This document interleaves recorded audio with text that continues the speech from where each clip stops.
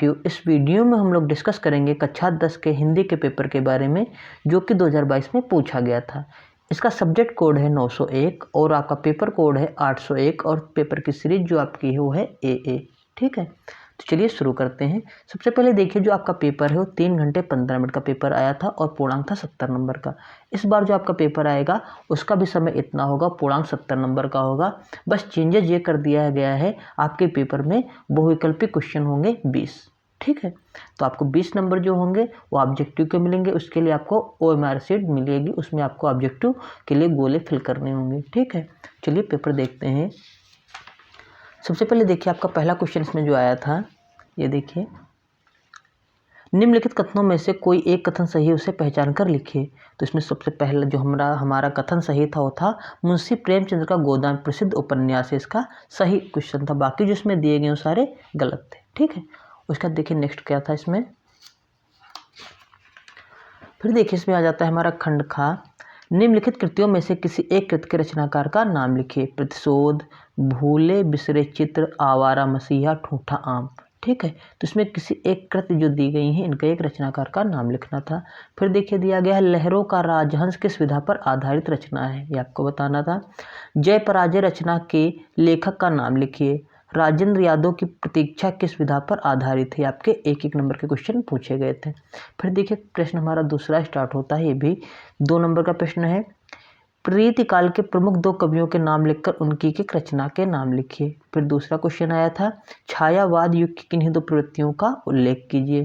फिर तीसरा क्वेश्चन आया था खुशबू के शिलालेख किस युग की रचना है, आपका 1 नंबर का था। ठीक है, फिर देखिए प्रश्न नंबर 3 देखेंगे जो कि हमारा पेपर जो हमारी किताब होती है गद्दी वाली, उससे एक सबका पैराग्राफ आया था और आपको इसको हल करना था। ठीक, ये कितने नंबर का था, 6 नंबर का था। इसमें 3 क्वेश्चन थे, तो आपको पैराग्राफ पढ़ना था, उसके बाद इसके उत्तर देने थे। इसमें देखिए प्रश्न दिए गए थे, उपरोक्त गद्यांश का संदर्भ लिखिए, रेखांकित अंश की व्याख्या कीजिए, हमें किस प्रकार के मित्र को महत्व देना चाहिए, ये आपको पढ़कर इसमें से बताना था। ठीक है, आपका इस बार भी पैराग्राफ तो आएगा ही, जैसे आप लोग जानते हैं, एक गद्यांश का आएगा तो एक पद्यांश का आता है। ठीक, देखिए दूसरा ये था आज के विज्ञान के का, इसमें भी आपको एक संदर्भ लिखना था और रेखांकित अंश की व्याख्या करनी थी और विज्ञान का उपयोग किस प्रकार किया जा सकता है। ये देखिए रेखांकित भाग है, इसका आपको अपने शब्दों में अर्थ लिखना था। उसके बाद देखिए प्रश्न नंबर 4, ये भी हमारा कितने नंबर का आया था, 6 नंबर का। ठीक है, तो इसमें आपके हमने क्या बताया, ये हमारा पद्यांश का पद है और इसको भी संदर्भ इसमें लिखना होगा और जो कि इसमें व्याख्या करनी थी। देखिए निम्नलिखित पद्यांशों में से किसी एक संदर्भ सहित व्याख्या कीजिए। ठीक, तो इसमें आपको क्या करना था, इस पद्यांश की व्याख्या कीजिए या तो इसकी व्याख्या कीजिए। ठीक है, उसका देखिए प्रश्न नंबर 5वां हमारा था निम्नलिखित में से किसी एक लेखक का जीवन परिचय दीजिए तथा उनकी किसी एक रचना का नाम लिखिए। ठीक, तो इसमें आपके 3 दिए गए थे, इसमें से आपको सिर्फ एक लेखक की जीवन परिचय देना था, एक रचना का नाम लिखना था, 3 में से 1। ठीक है, जयशंकर प्रसाद, राजेंद्र प्रसाद, भगवत शरण उपाध्याय। नेक्स्ट देखिए आपका 5वें का जो खा क्वेश्चन था, इसमें से किसी एक कवि का, वो आपके जो गद्य के कवि थे आपके पद्य के कवि हैं, एक कवि का नाम लिख रहा था, जीवन परिचय देते हुए एक रचना कीजिए। अगर आप एक रचना लिखेंगे उसका 1 नंबर मिलेगा और जीवन परिचय के 2 नंबर मिलेंगे, टोटल 3 नंबर मिलेंगे। उसके बाद देखिए ये हमारा जो उसका हमारा अनिवार्य संस्कृत होता है उसका भाग था, तो ये हमारा एक गद्यांश दिया था, इसको भी अपने शब्दों में अनुवाद करना था, जो ये हमारा लिखा है इसको अनुवाद करना था। उसके बाद देखिए आपका एक दोहा दिया था, इसको आपको अपने अनुवाद मतलब करना था। उसके बाद देखिए अपनी पाठ्य पुस्तक से कंठस्थ किया हुआ कोई एक श्लोक जो इस प्रश्न पत्र में ना आया हो लिखना था, मतलब ये नहीं लिख देना है जो पेपर में ना आया हो लिखना है। फिर 7वां क्वेश्चन देखिए क्या आया था आपका 7वें का खा, निम्नलिखित में से किन्हीं 2 प्रश्नों के उत्तर संस्कृत में दीजिए। ये सारे आपके संस्कृत भाग के क्वेश्चन थे, तो इसमें से 2 क्वेश्चन आपको देने थे, 1-1 नंबर के थे।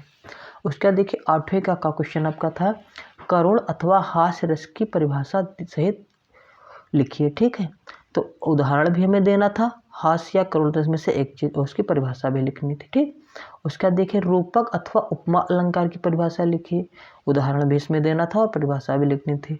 फिर रोला अथवा सोठा छंद परिभाषा के उदाहरण दीजिए। ठीक, आपको पहले इसकी परिभाषा लिखनी थी, उसका उदाहरण लिखना था।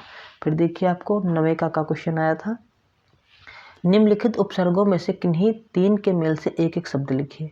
ये जो उपसर्ग दिए गए हैं इनको मिलाकर 3-3 आपको शब्द लिखने हैं, जैसे अनुपस्थित, ठीक, अनुभाग, ये सारे आपके आगे जो लगते हैं उन्हें कहा जाता है उपसर्ग, ठीक। उसके बाद देखिए दिया गया था निम्नलिखित में से किन्हीं दो प्रत्ययों का प्रयोग करके एक एक शब्द बनाइए। ये प्रत्यय दिए गए हैं और एक एक शब्द आपको बनाना था। जैसे त्वा लिखा है तो अपनत्व, ठीक है। ये लिखा है वट यानी कि बनावट, जो आखिरी में लगते हैं अंत में शब्दों के, उसे कहा जाता है प्रत्यय लगाकर, ठीक। ये भी आपको बहुत क्वेश्चन इस बार भी आएंगे तो आपको आसानी से कर ही लेना चाहिए। उसका देखिए आपका आया था समास विग्रह, ठीक। तो निम्नलिखित में से किन्हीं दो समास विग्रह दीजिए। दोपहर चौराहा, जैसे आप जानते हैं कौन सा हमारा समास है, द्विग समास है, ठीक। ये आपका द्वंद्व समास है जिसमें और लग जाए, ठीक। तो इस प्रकार हमारे जो समास आए थे। उसका देखिए खंड खा घा हमारा आ गया था। निम्नलिखित में से किन्हीं दो तत्सम शब्दों को लिखे। कुआं, छाया, इसके जो तत्सम शब्द हैं उन्हें लिखना था। उसका देखिए हमारा अंगा क्वेश्चन क्या आया था, निम्नलिखित में से किन्हीं दो शब्दों के दो दो पर्यायवाची लिखे। कमल, क्रोध, दिन, नदी, पक्षी। ये इम्पॉर्टेंट है, इसी तरीके से आपके इस बार पेपर में भी आएंगे। उसके बाद देखिए संधि विच्छेद आपको करना था। पहला था मनु प्लस अंतर, आदि प्लस अंत, इति प्लस उक्त्वा, पितृ प्लस आकृत, ये आपको संधि विच्छेद करने थे। उसका 10वीं का खा क्वेश्चन आया था, निम्नलिखित शब्दों के पंचमी विभक्त द्विवचन का रूप लिखिए। मत अथवा नदी का, फल अथवा मधु का। इसमें से आपको पंचमी विभक्त का द्विवचन रूप लिखना था। उसके बाद देखिए गा क्वेश्चन आपका आया था, निम्नलिखित में से किन्हीं दो की धातु लकार पुरुष तथा वचन लिखना था। अहसाव, पठिष्यामि, हसीव, अपठत, ठीक है। तो इनके क्या लिखना था, धातु लकार पुरुष तथा उच्चारण का उल्लेख कीजिए।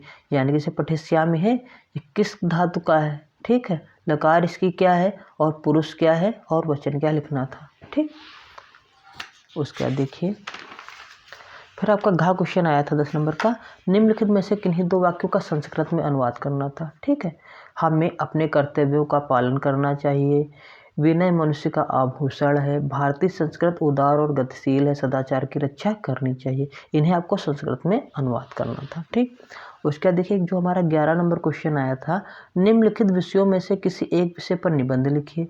जीवन में अनुशासन का महत्व, वृक्षारोपण, प्रदूषण की समस्या और समाधान, राष्ट्र प्रेम की भावना।